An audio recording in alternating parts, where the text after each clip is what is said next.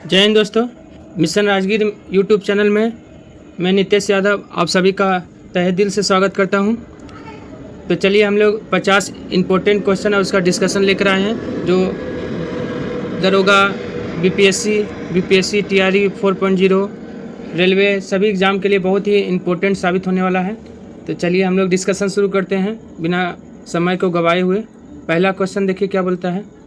Republican party of India के संस्थापक निम्न में से कौन थे? तो भीमराव अंबेडकर ने रिपब्लिकन पार्टी ऑफ इंडिया का स्थापना किया था। 1956 में ही इनका जो है स्थापना करने का इनका विचार था, लेकिन इनकी मृत्यु हो जाने के बाद 3 अक्टूबर 1957 में रिपब्लिकन पार्टी ऑफ इंडिया अस्तित्व में आया था। ठीक है। उसके बाद सुभाष चंद्र बोस, देखिए ऑप्शन क्या है। सुभाष चंद्र बोस ने आज़ाद हिंद सरकार का स्थापना कब किया था? 1943 में। रमेश चंद्र मजूमदार, आरसी मजूमदार, ये 1857 की क्रांति के बारे में बोले थे। ना तो यह राष्ट्रीय है और ना ही स्वतंत्रता संग्राम है। रमेश चंद्र मजूमदार ने यह कथन कहा था। भगत सिंह ने नौजवान सभा का स्थापना कब किया था? 1926 में नौजवान सभा का स्थापना भगत सिंह ने किया था। चलिए अगला क्वेश्चन देखते हैं। वर्ष 1920 के खिलाफत कमेटी की सभा जिसमें गांधी जी से असहयोग आंदोलन के नेतृत्व को संभालने का अनुरोध किया गया था, वह सभा किस शहर में हुई थी? वह सभा इलाहाबाद में हुई थी। ऑप्शन सी, इलाहाबाद में हुआ था। ठीक है। और आपका जो है इलाहाबाद में हुआ था। ठीक है। लेकिन बात करें लखनऊ का जो है, लखनऊ में क्या था? मुस्लिम लीग का मुख्यालय कहाँ था? लखनऊ था। लाहौर में आपका पाकिस्तान की मांग मोहम्मद अली जिन्ना ने कब किया था? 1940 में लाहौर से। ठीक है। और कराची अधिवेशन में ही आपका गांधी इरविन समझौता को स्वीकृति मिला था। गांधी इरविन समझौता को स्वीकृति किस अधिवेशन में दिया गया? कराची अधिवेशन 1931। अध्यक्ष कौन थे? सरदार वल्लभ भाई पटेल। और मौलिक अधिकार की भी मांग किया गया था। चलिए अगला क्वेश्चन देखते हैं। Question number 3। निम्नलिखित में से कौन व्यक्ति होम रूल लीग का स्थापना में शामिल नहीं थे? तो देखिए कौन नहीं थे होम रूल लीग की स्थापना में? देखिए कौन शामिल नहीं थे। तो बाल गंगाधर तिलक थे, पुणे में स्थापना किए थे 18 अप्रैल 1916 में। एनी बेसेंट मद्रास में सितंबर 1916 में। और एस सुब्रमण्यम अय्यर भी इनके साथ में थे। लेकिन एच.एस. अलकट जो है आपका जो है होम रूल लीग की स्थापना से जुड़े नहीं थे। तो यही हो जाएगा आंसर। और ये पूछता है कि होम रूल लीग का पुणे का शाखा और मद्रास वाली होम रूल लीग को मिला कब दिया गया था? 1918 में। 1918 में होम रूल लीग को मिला दिया गया था। चलिए अगला क्वेश्चन देखते हैं। नोआखली घटना के समय महात्मा गांधी का निजी सचिव कौन थे? नोआखली घटना के समय महात्मा गांधी के निजी सचिव प्यारेलाल थे। ऑप्शन सी, प्यारेलाल थे। ठीक है। वही बात करें आपका नोआखली की घटना जो है कब हुआ था? 10 अक्टूबर 1946 में हुआ था। देखिए पहले महादेव देसाई महात्मा गांधी के निजी सचिव थे। 1917 से 1942 तक आपका महादेव देसाई महात्मा गांधी के निजी सचिव रहे। उसके बाद प्यारेलाल फिर निजी सचिव बने थे। चलिए अगला क्वेश्चन देखते हैं। Question number 5। सविनय अवज्ञा आंदोलन की असफलता के बाद गांधी जी ने महत्व दिया था। गांधी जी ने किसको महत्व दिया? रचनात्मक कार्यक्रम को। Option A. किसने कहा था यह करने के लिए? गोपाल कृष्ण गोखले, क्योंकि उनके गुरु कौन थे? महात्मा गांधी के गुरु गोपाल कृष्ण गोखले थे। ठीक है। और सविनय अवज्ञा आंदोलन कब शुरू हुआ है? 6 मार्च 1930। देखिए 6 मार्च 1930 को सविनय अवज्ञा आंदोलन शुरू हुआ है। अब 5 मार्च 1931 को गांधी इरविन समझौता के द्वारा इसे बंद कर दिया गया। फिर शुरू हुआ है दोबारा पूछता है सविनय अवज्ञा आंदोलन कब शुरू हुआ है? 1 जनवरी 1932 को दोबारा शुरू हुआ और अंतिम रूप से खत्म हुआ है अप्रैल 1934 में। चलिए अगला देखते हैं। Question number 6। बंकिम चंद्र चटर्जी की रचना कौन सी नहीं है? तो देखिए इसमें से कौन सा नहीं है? दुर्गेश नंदिनी है, आनंद मठ भी है, पोस्ट मास्टर इनका नहीं है। पोस्ट मास्टर आपका रविन्द्रनाथ टैगोर का है, 1912 में लिखे थे। देवी चौधुरानी किसका? बंकिम चंद्र चटर्जी का है। ठीक है। और याद रखिएगा रविन्द्रनाथ टैगोर ने शांति निकेतन की स्थापना कब किया था? 1901 में। इसलिए याद रखिएगा शांति निकेतन की स्थापना 1901 में। और आपका विश्व भारती की स्थापना 1912 में रविन्द्रनाथ टैगोर ने किया था। चलिए अगला देखते हैं। क्वेश्चन नंबर 7 देखिए। वर्ष 1911 में किस सामाजिक कार्यकर्ता ने ब्रिटिश विधान परिषद के समक्ष निःशुल्क तथा अनिवार्य प्राथमिक शिक्षा का प्रस्ताव रखा था? किसने? तो गोपाल कृष्ण गोखले ने। ऑप्शन बी गोपाल कृष्ण गोखले ने। और गोपाल कृष्ण गोखले ने ही सर्वेंट ऑफ इंडिया सोसाइटी की स्थापना पुणे में 1905 में किया था। पुणे में 1905 में सर्वेंट ऑफ इंडिया सोसाइटी की स्थापना गोपाल कृष्ण गोखले ने किया था। चलिए उसके बाद देखिए 8 नंबर, निम्नलिखित में से दक्षिण भारत में विजय प्राप्त करने वाला पहला शासक कौन था? दक्षिण भारत में विजय प्राप्त करने वाला पहला शासक दिल्ली सल्तनत का अलाउद्दीन खिलजी था। अलाउद्दीन खिलजी का शासनकाल कब से कब तक था? 1296 से 1316 तक, 20 साल तक चला था। सर्वप्रथम जो है दक्षिण भारत पे अलाउद्दीन खिलजी ने 1303 में तेलंगाना पे आक्रमण किया था। अगला क्वेश्चन देखते हैं, निम्नलिखित में से कौन सा व्यक्ति रंपा विद्रोह से संबंधित है? रंपा विद्रोह से संबंधित है अल्लूरी सीताराम राजू। ऑप्शन सी हो जाएगा, अल्लूरी सीताराम राजू आपका रंपा विद्रोह से संबंधित है। आंध्र प्रदेश में हुआ था, 1879 से 1922 तक चला था रंपा विद्रोह। अगला क्वेश्चन चलिए, पागल पंथ की स्थापना किसने किया था? पागल पंथ विद्रोह जो है करमसा, ऑप्शन बी करमसा। बाद में हालांकि इसमें टीपू भी जुड़े थे।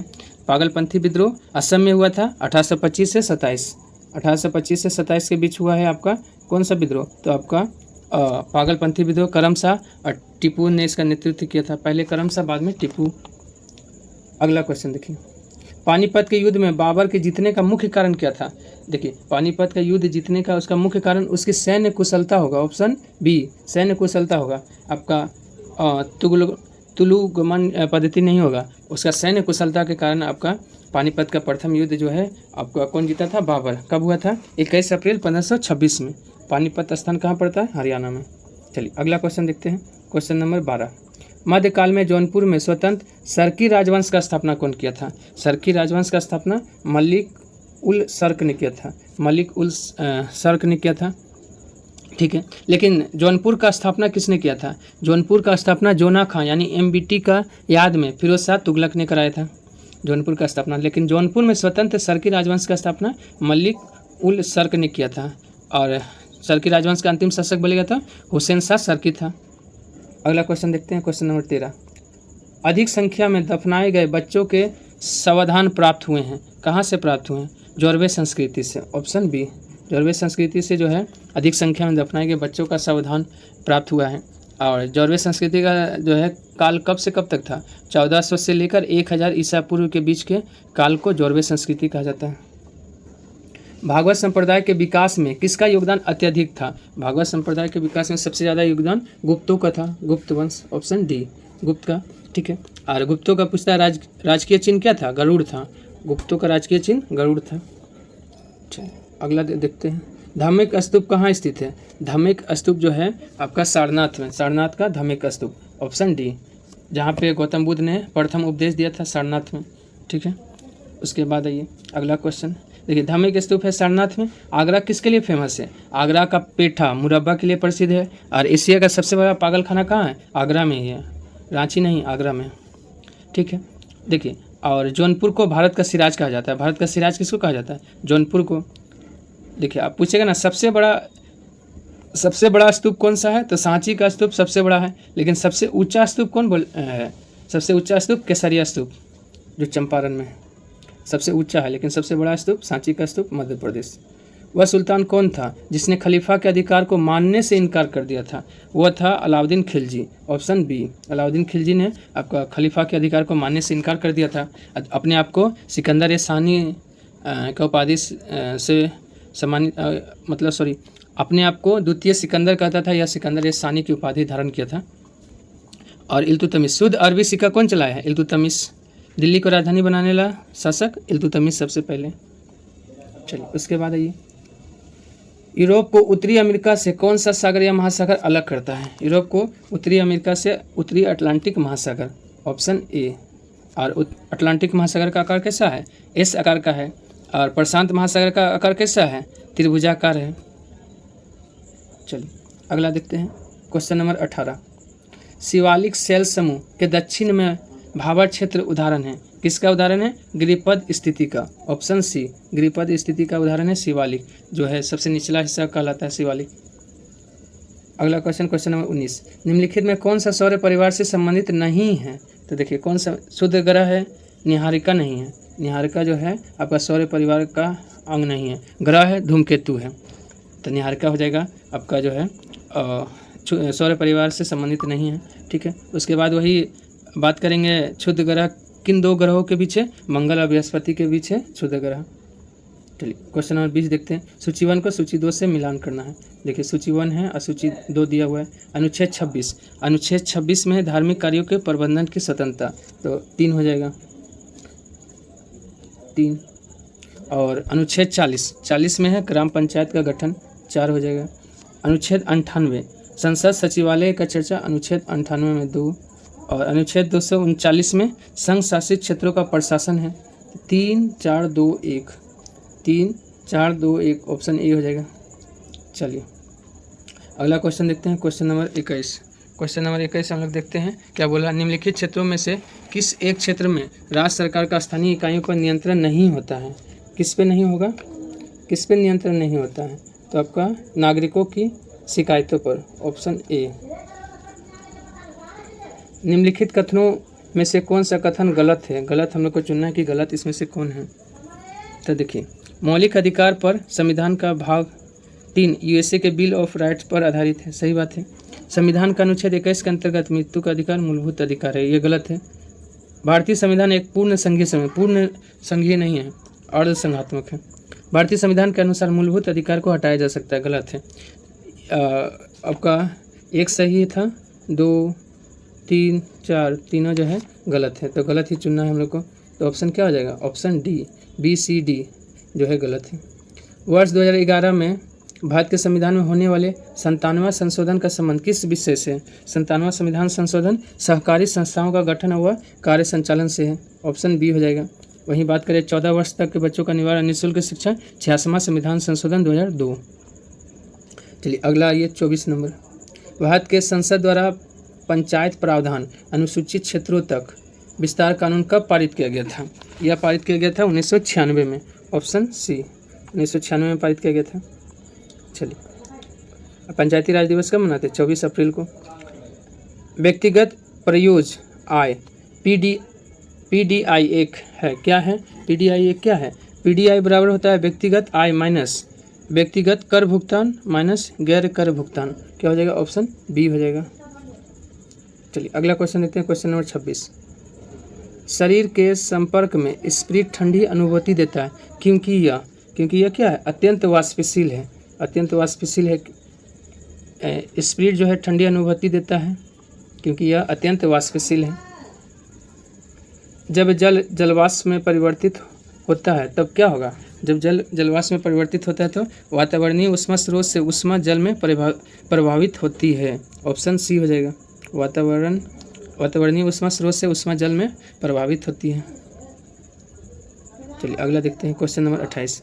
हरे पौधे सूर्य के प्रकाश की ऊर्जा का खाली स्थान प्रतिशत ग्रहण करते हैं और उसे खाद्य ऊर्जा में परिवर्तित करते हैं। उपयोग करता है मात्र 1%। 100% सौर ऊर्जा का मात्र 1% पेड़ पौधे के द्वारा उपयोग किया जाता है, बाकी को उड़ा दिया जाता है ऊपर से वाष्पोत्सर्जन के द्वारा। चलिए अगला देखते हैं, क्वेश्चन नंबर 29।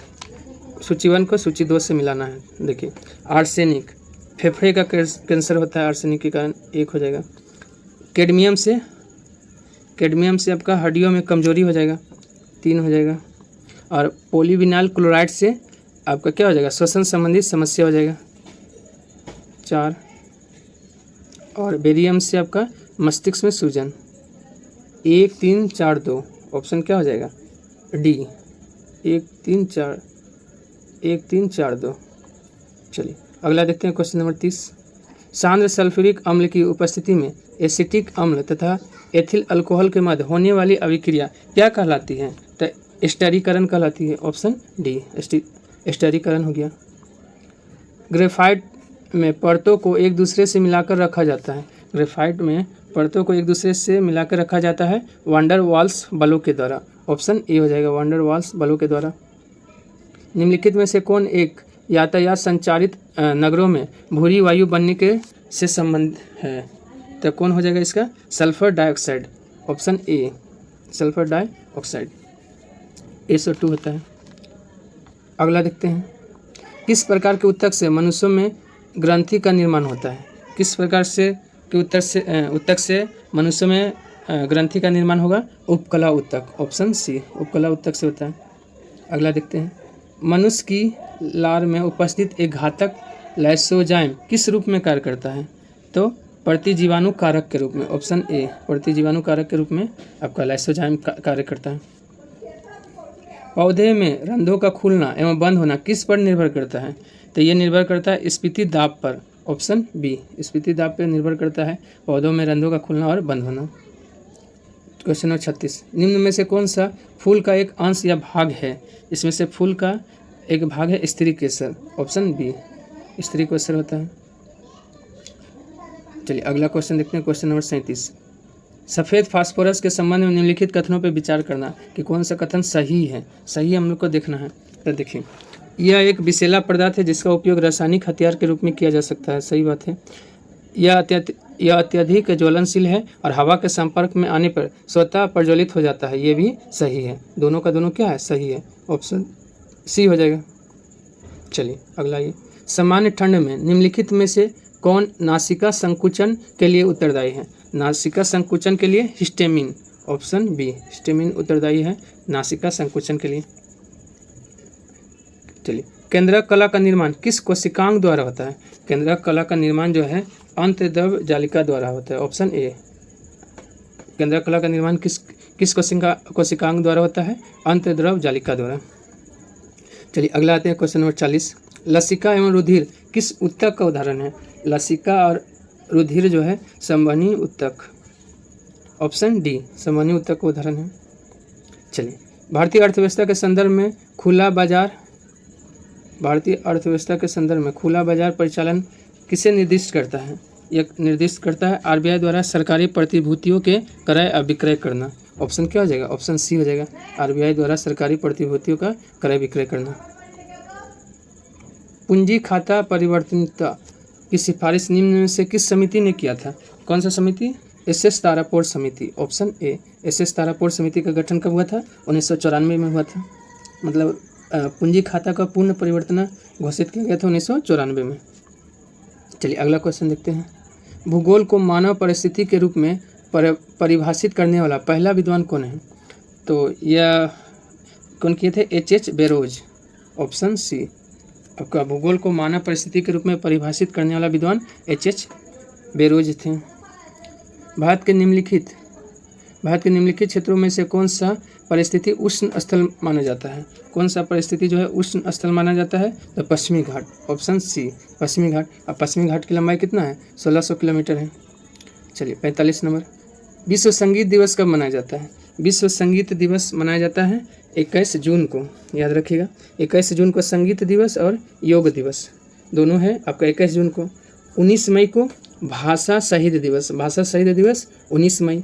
23 जुलाई को राष्ट्रीय प्रसारण दिवस और नींबू दिवस है 23 जुलाई को। 18 सितंबर को विश्व बांस दिवस कब है? 18 सितंबर को। चलिए, भारत का पहला राष्ट्रीय सामुद्रिक पार्क कहाँ स्थित है? भारत का पहला राष्ट्रीय समुद्री पार्क है कच्छ में। ऑप्शन ए, कच्छ गुजरात में है। चलिए अगला क्वेश्चन, निम्नलिखित में से किसने कहा था स्वाद का वास्तविक स्थान जीवा यानी जीव नहीं है बल्कि मन है? यह कथन किसका है? महात्मा गांधी का यह कथन है कि आपका स्वाद का जो है वास्तविक स्थान जीव नहीं बल्कि मन है। 48, द सोशलिस्ट नामक समाचार पत्र का प्रकाशन सर्वप्रथम किसने किया था? द सोशलिस्ट जो है किसका है? तो श्रीपाद अमृत डांगे। ऑप्शन बी, श्रीपाद अमृत डांगे का है द सोशलिस्ट।